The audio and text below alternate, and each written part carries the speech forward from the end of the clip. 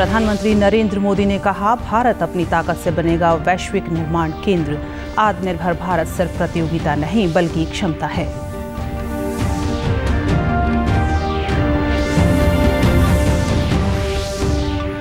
केंद्रीय मंत्रिमंडल ने लिए अहम निर्णय। सार्वजनिक क्षेत्र की तेल कंपनियों द्वारा इथेनॉल के खरीद तंत्र को मंजूरी। 100% खाद्यान्न और 20% शक्कर जूट के थैलों में पैक करना अनिवार्य। राष्ट्रीय राजधानी क्षेत्र में वायु गुणवत्ता प्रबंधन के लिए गठित होगा आयोग। वायु गुणवत्ता के संरक्षण, सुधार और शिकायतों पर कार्रवाई का होगा अधिकार।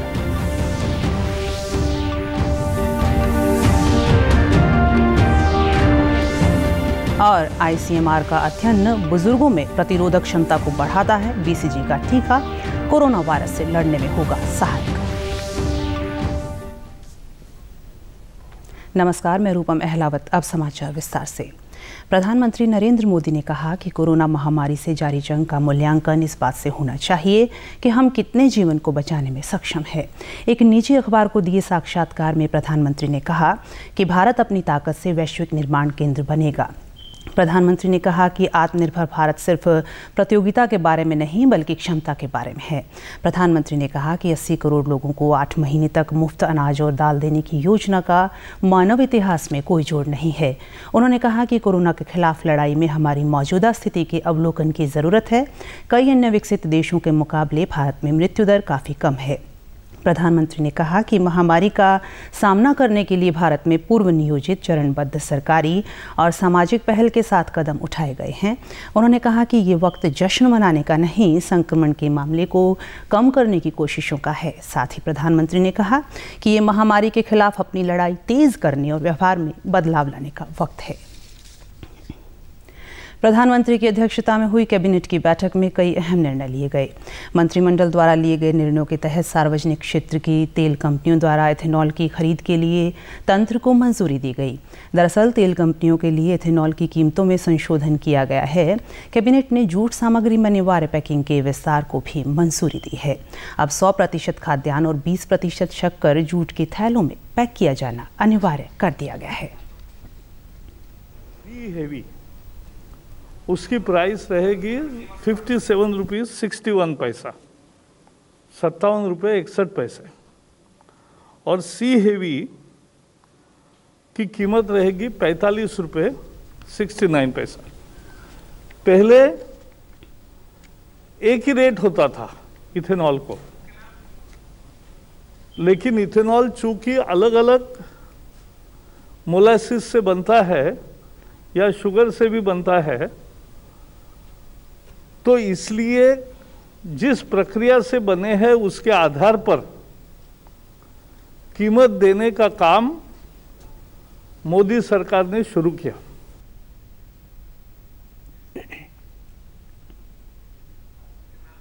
एक अन्य अहम निर्णय में मंत्रिमंडल ने बांध पुनर्वास और सुधार परियोजना के दूसरे और तीसरे चरण को मंजूरी दी।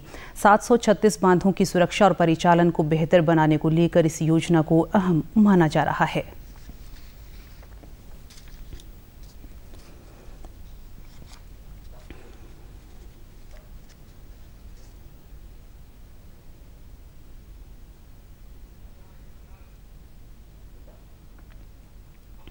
मिलेगा, मजदूर रोजगार मिलेगा, किसानों का फायदा होगा।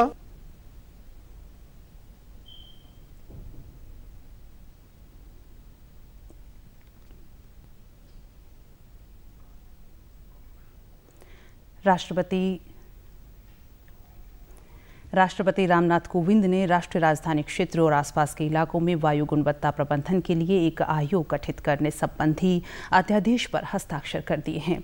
वायु प्रदूषण पर सुप्रीम कोर्ट की सुनवाई से एक दिन पहले यह अध्यादेश आया है। यह आयोग वायु गुणवत्ता सूचकांक के बेहतर तालमेल, अनुसंधान, पहचान और वायु गुणवत्ता से संबंधित समस्याओं के समाधान के लिए काम करेगा। 17 सदस्यीय इस आयोग में एक अध्यक्ष, पर्यावरण मंत्रालय का एक प्रतिनिधि, दिल्ली, हरियाणा, पंजाब, उत्तर प्रदेश और राजस्थान राजस्थान के सदस्य केंद्रीय प्रदूषण नियंत्रण बोर्ड तथा भारतीय अंतरिक्ष अनुसंधान संगठन के तकनीकी विशेषज्ञ सहित अन्य सदस्य शामिल होंगे। आयोग के पास राष्ट्रीय राजधानी क्षेत्र और आसपास के इलाकों में वायु गुणवत्ता के संरक्षण और इसमें सुधार के लिए सभी उपाय करने, निर्देश देने और शिकायतों पर कार्रवाई करने का अधिकार होगा। आयोग पर्यावरण में विभिन्न स्रोतों से प्रदूषक तत्वों के उत्सर्जन के मानक भी तैयार करेगा। ICMR के अध्ययन में पाया गया है कि BCG टीकाकरण बुजुर्गों में बढ़ी हुई सहज और अनुकूल प्रतिरोधक क्षमता को प्रेरित करता है, जो कोरोना वायरस के खिलाफ फायदेमंद साबित हो सकता है। एक अध्ययन में परिषद के वैज्ञानिकों ने पाया है कि टीका बुजुर्गों में मेमोरी सेल प्रतिक्रिया और कुल एंटीबॉडी उत्पादन को बढ़ाता है। पिछले 6 सप्ताह से भारत में औसत दैनिक कोविड-19 मृत्यु दर लगातार घट रही है। लगातार गिर रही मृत्यु दर के कारण भारत विश्व में सबसे कम CFR वाले देशों में शामिल हो गया है। इस समय देश में संक्रमण से होने वाली मौतों की दर 1.50% है। वहीं देश में कोविड-19 से ठीक होने वालों की दर लगभग 91% हो गई है। गुजरात के पूर्व मुख्यमंत्री केशुभाई पटेल का आज 92 साल की उम्र में निधन हो गया। सांस लेने में दिक्कत होने पर उन्हें अस्पताल ले जाया गया था। 2 बार गुजरात के मुख्यमंत्री रहे केशुभाई को हाल ही में सोमनाथ मंदिर का दोबारा अध्यक्ष बनाया गया था। प्रधानमंत्री नरेंद्र मोदी ने केशुभाई पटेल के निधन पर गहरा शोक व्यक्त किया है।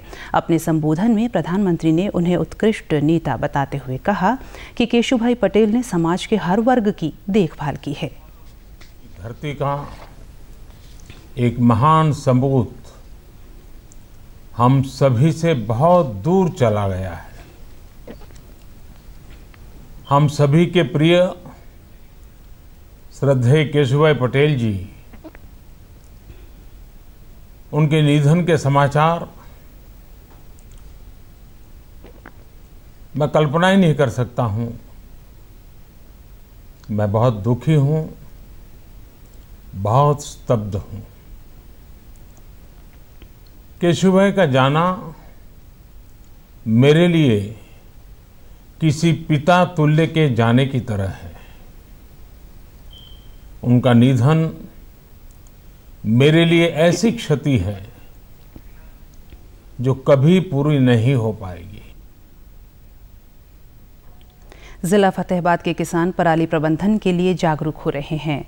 पराली प्रबंधन के लिए किसान जहां अनुदान पर कृषि यंत्र खरीद रहे हैं, वहीं पराली की गांठें बनाकर बेच रहे हैं ताकि पराली अवशेष प्रबंधन योजना का लाभ उठाया जा सके। किसान राम सिंह, बलजिंदर सिंह तथा सुरेश कुमार ने बताया कि सरकार द्वारा पराली न जलाने पर 1000 रुपये प्रति एकड़ अनुदान लिए जाने की योजना सराहनीय कदम है। वह सरकार द्वारा रियायती दरों पर उपलब्ध करवाए जा रहे कृषि यंत्रों का प्रयोग कर अवशेषों को जमीन में ही दबा रहे हैं। यह अवशेष जमीन की उर्वरा शक्ति को बढ़ाकर खाद का काम कर रहे हैं। कृषि यंत्रों के प्रयोग से उनके समय तथा धन की बचत हो रही है। 1000 रुपये किलो दिंदी है सरकार, बहुत धन्यवाद करते हैं सरकार का। वातावरण भी साफ रहूगा जी, पराली ना जलाने नाल सरकार ने सबसिडी दे रही है 50%, 80%। तो सानू वधिया हो गया जी करके। रुपया किला सरकार वैसे दे रही है सन, पराली नहीं जलाता, जो कोई जलाता तो सब्सिडी दे रही है जी। 4 साल से दे रही है। 50%, 80% सब्सिडी दे रही है जी। सोसाइटियाँ पर 80% है, इंडिविजुअल 50% है जी। और 1000 रुपया प्रति किले का दे रही है जी अपन सरकार। इस साल 1000 रुपया होर दे रही है। फिर वातावरण को साफ रखिए, पराली आप ना जलाइए। पराली ना जलाने के बहुत फायदे ने, जिहदे नाल साडे खेत के उर्वरक बचते हैं। तो एक होर सरकार फायदा भी कर रही है, जिहदे नाल कि सरकार जिहड़ा ना पराली जलाऊगा उन्हें 1000 रुपया अनुदान देगी किले मगर। कोविड-19 महामारी के खिलाफ देश एकजुट होकर लड़ रहा है। आप भी हमारे साथ सुरक्षा और बचाव के 3 आसान एहतियाती उपायों का संकल्प लें। मास्क हमेशा सही ढंग से पहनें, 2 गज की दूरी बनाए रखें और हाथ बार-बार धोएं। पलवल के राजकीय औद्योगिक प्रशिक्षण संस्थान में रोजगार मेले का आयोजन किया गया। रोजगार मेले में पलवल, फरीदाबाद की कंपनियों के प्रतिनिधियों ने भाग लिया और साक्षात्कार कर युवाओं को नौकरी के अवसर प्रदान किए। ITI के प्रधानाचार्य भगत सिंह ने बताया कि कोरोना काल में ITI द्वारा लगाया जाने वाला यह पहला रोजगार मेला है। इसमें कंपनियों की मांग के अनुसार करीब 150 युवाओं को रोजगार का अवसर प्रदान किया जाएगा। उनसे हमने डिमांड ले ली है। उद्योगों को हमने पहले लिखा है कि आपको किस तरीके के व्यवसाय की ज़रूरत है, तो उन्होंने अपनी डिमांड हमें दे दी है, जिसके तहत हमारे पास फिटर, इलेक्ट्रीशियन, मशीनिस्ट, टर्नर, इस तरीके के जो व्यवसाय के उन्होंने हमसे डिमांड की। हमारे यहाँ पर जो पृथले इंडस्ट्रियल क्षेत्र से डी डेवलपमेंट, शिवानी लॉक, पूजा पोर्ट्स, माइक्रो प्रिसिजन और जो अच्छी कंपनी है वो हमारे यहाँ आ रही है। रोजगार मेले में भाग लेने वाले युवा वीरेंद्र मनीष योगेश ने बताया कि रोजगार मेले के माध्यम से जब नौकरी मिलेगी तो अधिक युवाओं का रुझान ITI की तरफ बढ़ेगा। एक निजी कंपनी के प्रतिनिधि दिनेश कुमार ने बताया कि कंपनी की मांग के अनुरूप अब की बार वेल्डिंग, फीटर व अन्य ट्रेड के विद्यार्थियों को अवसर प्रदान किया जाएगा। पलवल ITI में जॉब फेयर लगाया हुआ है। यहाँ अप्रेंटिस वालों और जॉब के लिए कैंपस लगा हुआ है। बहुत अच्छी बात है, यहाँ हम लोगों को रोज़गार मिलेगा और हम तो यही चाहते हैं आगे भी लगे और बहुत से बेरोज़गार लोगों को रोज़गार मिले। हमें बहुत खुशी है, हमारे भविष्य में बच्चे आएंगे और उनकी भी मेला लगे और ऐसा ही चलता रहा तो ITI ज़्यादा लोग करेंगे। यहाँ पर पृथले से और फरीदाबाद से कंपनियाँ आ रही हैं प्लेसमेंट और अप्रेंटिस के लिए, तो इसी में सर अपडेट हो रहा है थोड़ा सा। सर बहुत बढ़िया है कि सरकार ये कर रही है। प्रीवियस ईयर्स में ये सब किया गया है। यहाँ पे लास्ट ईयर भी हम लोग आए थे, हमने यहाँ से काफ़ी वेल्डिंग से फील्ड से बच्चे लिए थे और रेगुलर भी हम विदाउट जॉब फेयर के भी यहाँ से बच्चे लेते रहते हैं ITI से। जैसे हमें इंटीमेशन मिला कि जॉब फेयर है, जो हमारी डिमांड्स थे हमने सर के साथ शेयर की, उसके बेसिस पे हम आज आए हैं। बच्चों को सिलेक्ट करेंगे, उनको जॉब के लिए रखेंगे। सिरसा पुलिस लाइन शहीदी स्मारक पर आज मधुबन से आए ब्रास बैंड ने देशभक्ति धुन बजाकर शहीदों को श्रद्धांजलि दी। ब्रास बैंड ने शहर में सार्वजनिक स्थानों पर भी कार्यक्रम आयोजित कर लोगों को शहीदों की शहादत के बारे में जानकारी दी। मधुबन से आए ब्रास बैंड के इंचार्ज सब इंस्पेक्टर रामनिवास ने बताया कि देश में हर वर्ष 21 अक्टूबर को पुलिस स्मृति दिवस मनाया जाता है। इस वर्ष पुलिस द्वारा 21 अक्टूबर से 31 अक्टूबर तक यह दिवस मनाया जा रहा है। इसका उद्देश्य युवा पीढ़ी को शहीदों की शहादत के प्रति जागरूक करना है ताकि वे भी देश सेवा के लिए आगे आएं। ये पूरे भारतवर्ष के अंदर शहीदों की स्मृति के अंदर, उनकी यादगार के अंदर उनको श्रद्धांजलि अर्पित की जा रही है, पुष्पांजलि अर्पित की जा रही है। 21 अक्टूबर से लेकर के 31 अक्टूबर तक 10 दिन का ये कार्यक्रम पूरे भारतवर्ष के अंदर चला हुआ है। मधुबन डायरेक्टर साहब की तरफ से, DGP हरियाणा की तरफ से जो आदेश हुए हैं उसके अनुसार हम ब्रास बैंड लेकर के जिले के अनुसार जिला टू जिला हम ये कार्यक्रम 3 पब्लिक पैलेस पर कर रहे हैं। प्रदेश के कृषि एवं किसान कल्याण मंत्री JP दलाल ने कहा है कि प्रदेश सरकार ने प्रगतिशील किसान सम्मान योजना की शुरुआत की है। इस योजना के तहत कृषि मेलों में प्रगतिशील किसानों को सम्मानित किया जाएगा ताकि अन्य किसान उनसे प्रभावित होकर खेती की बेहतर तकनीक अपनाने की ओर बढ़ें। उन्होंने कहा कि योजना के तहत प्रथम स्थान के लिए 5 लाख रुपए, द्वितीय स्थान के लिए 2 किसानों को 3-3 लाख रुपए, तृतीय स्थान के लिए 5 किसानों को 1-1 लाख रुपए की नकद राशि प्रदान की जाएगी। इसके अलावा 100 किसानों को 50-50 हजार रुपए की सांत्वना पुरस्कारों से भी सम्मानित किया जाएगा। कृषि मंत्री ने बताया कि योजना का मुख्य उद्देश्य प्रगतिशील किसानों को किसान ट्रेनर के रूप में भी चिन्हित करना है तथा एक प्रगतिशील किसान को जिम्मेवारी दी जाएगी कि वे अपने आसपास के 10 किसानों को प्रेरणा दें कि किस प्रकार से कृषि एवं इससे जुड़े हुए पशुपालन एवं डेयरी, बागवानी, मत्स्य पालन के क्षेत्र में बेहतर तकनीक अपनाकर आय के स्रोत बढ़ाए जा सकते हैं। और अंत में इस बुलेटिन के मुख्य समाचार एक बार फिर। प्रधानमंत्री नरेंद्र मोदी ने कहा, भारत अपनी ताकत से बनेगा वैश्विक निर्माण केंद्र। आत्मनिर्भर भारत सिर्फ प्रतियोगिता नहीं बल्कि क्षमता है।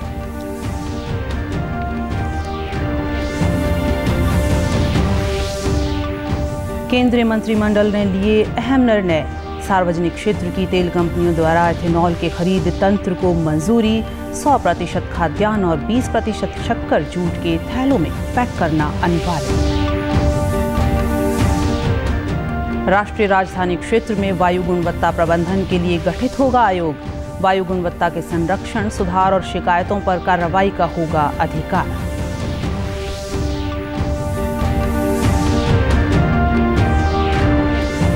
और ICMR का अध्ययन, बुजुर्गों में प्रतिरोधक क्षमता को बढ़ाता है BCG का टीका, कोरोना वायरस से लड़ने में होगा सहायक। समाचारों में आज इतना ही। नमस्कार।